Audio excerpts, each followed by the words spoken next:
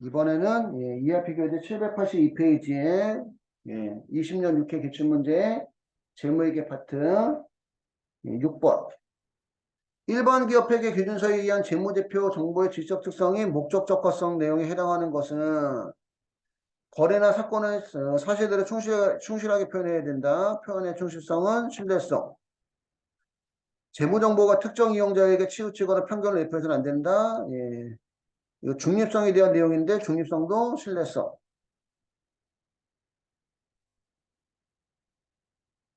재무정보가 미래의 결과를 예측할 수 있게 사용될 수 있어야 된다. 이게 예측가치네, 예측가치. 예측가치는 목적 적합성.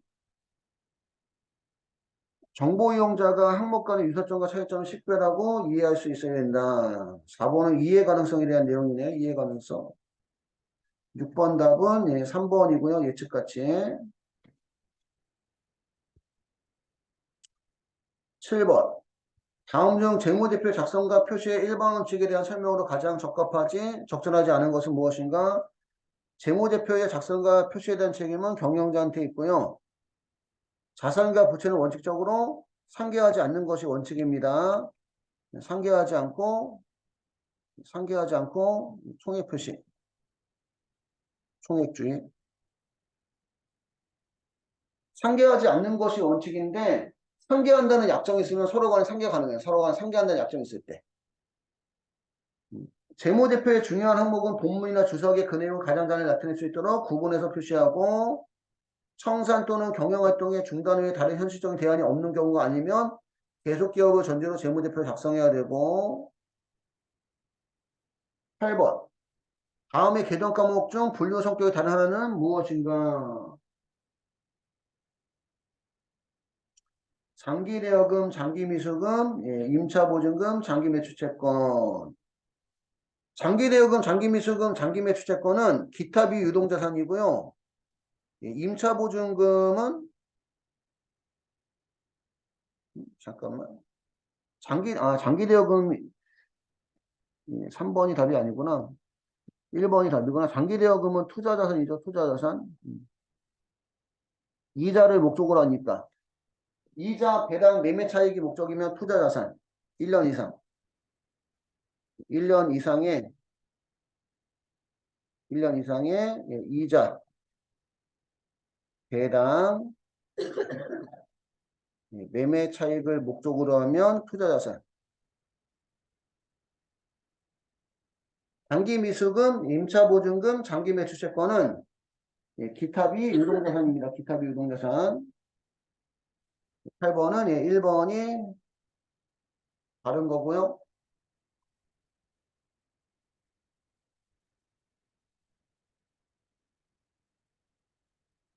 9번.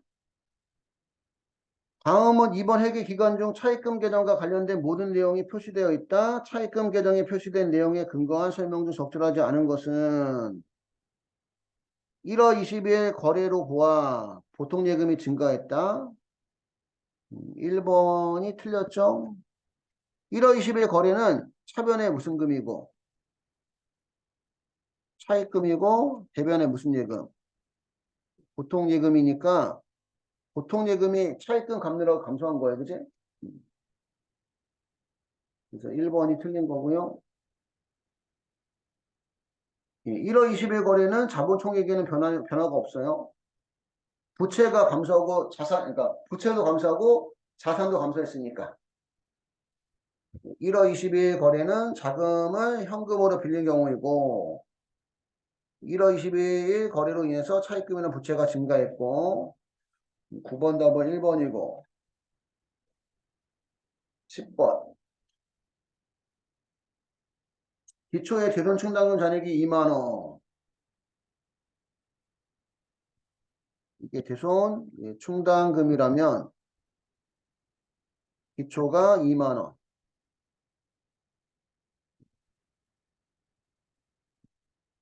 기초가 2만원 외상매출은 9천원이 해수불능돼서 대손이 발생한 게 9천원 기말에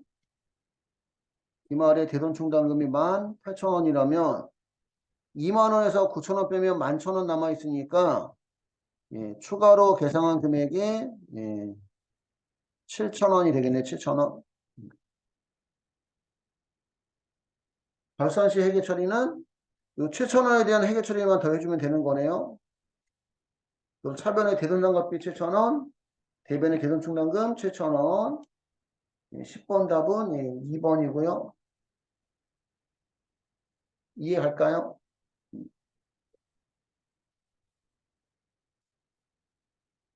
11번, 2번 회차까지만 풀어볼게요. 2번 회차까지만. 11번. 다음 보기의 자료는 독도의 상품 관련 회계 계정의 자료이다. 이래 자료에 의해서 매출원가를 산정하면 얼마인가? 자, 물어보는 게 매출원가고, 그럼, 예, 상품 계정을 그려줘야 되겠죠?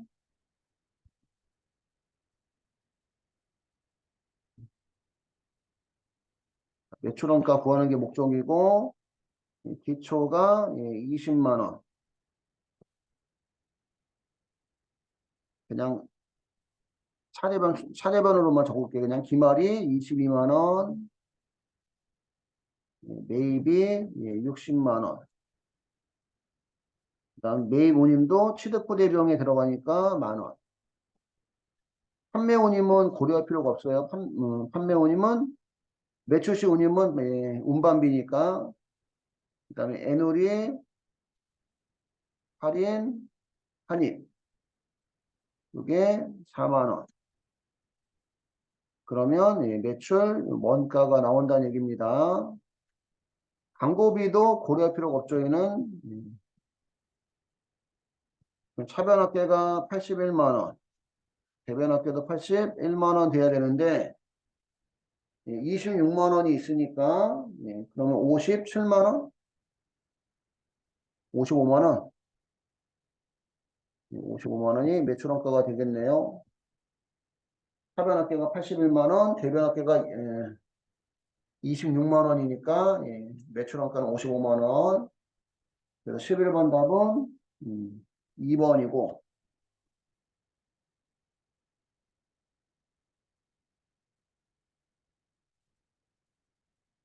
12번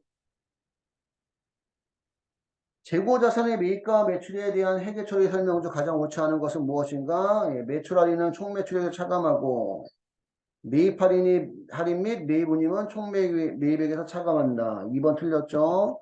매입 할인은 차감이고 매입 운임은 가산이죠. 매입 할인은 차감이고 매입 운임은 가산입니다. 그래서 12번 답은 예, 2번이고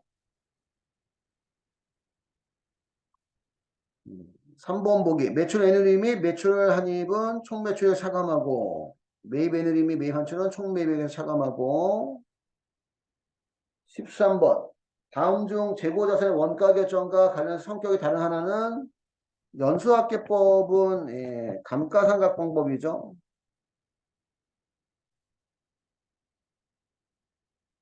재고자산의 가격결정 방법은 개별법, 선의선출법, 후의선출법, 가등평균법은 이동평균법과 총평균법 합친 거를 그렇게 표현하는 거고 합쳐서 그 다음에 뭐 매출가격 환원법이 있는 거죠.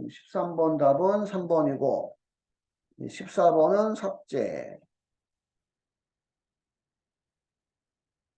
15번 다음은 재무제표에 대한 설명이다. 이 중 가로에 공통적으로 적절한 용어는 무엇인가? 재무제표는 경제적 사실과 거래 실질을 반영해서 기업의 경영활동 내역을 공정하게 표시하여야 하며 일반 기업회계 기준에 따라 적정하게 작성된 재무제표는 공정하게 표시된 재무제표로 본다.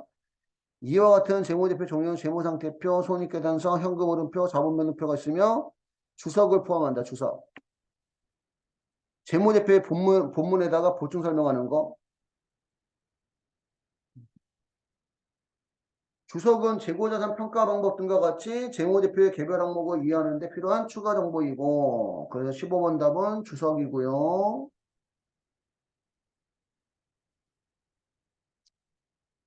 16번 무릉은 2019년 10월 1일에 차량 홍보한고 취득원가 1,000만 원, 내용요소 5년, 잔존가액 0원, 상각률 0.45를 구매하였다.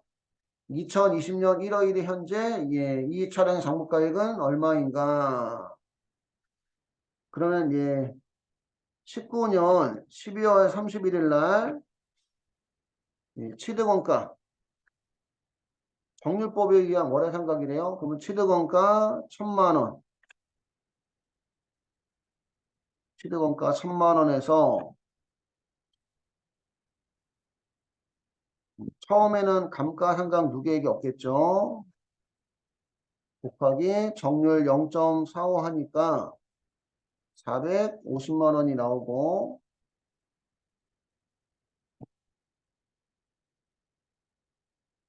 근데 10월 1일 날 취득했으니까 10월, 11월, 12월 하면 3개월치.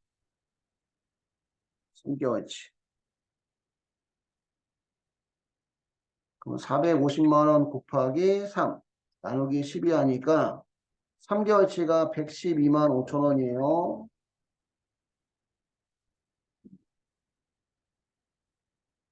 그러면 취득원가가 1,000만 원이고 감가상각 누계액이 112만 5천 원이니까 이렇게 빼주면 1,000만 원에서 112만 5천 원 빼주면 장부가액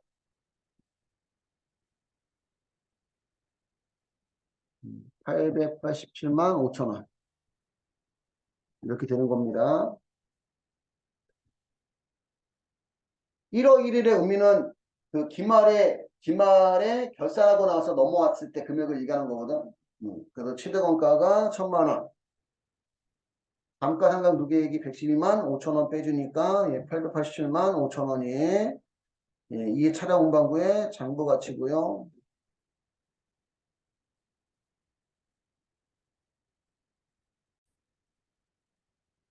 17번. 미래의 8월달 회계자료가 다음과 같을 때 손익계산서의 판매비와 관리비는 얼마인가? 값상품 10개 4만 원을 매입하고 대금은 매입 시 운반대금 2천 원과 함께 현금으로 지급했다. 얘는 취득원가 포함이고,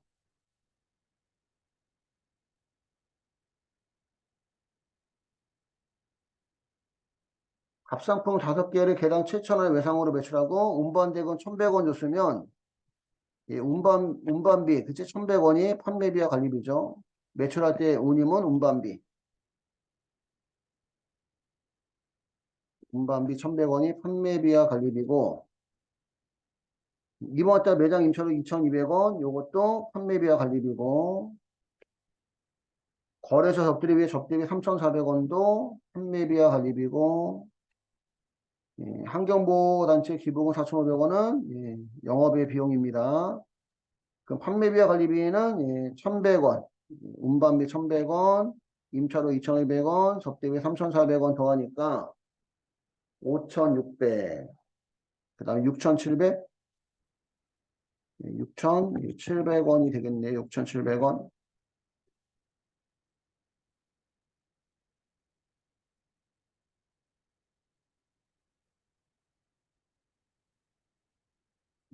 여기까지 해서 20년 6개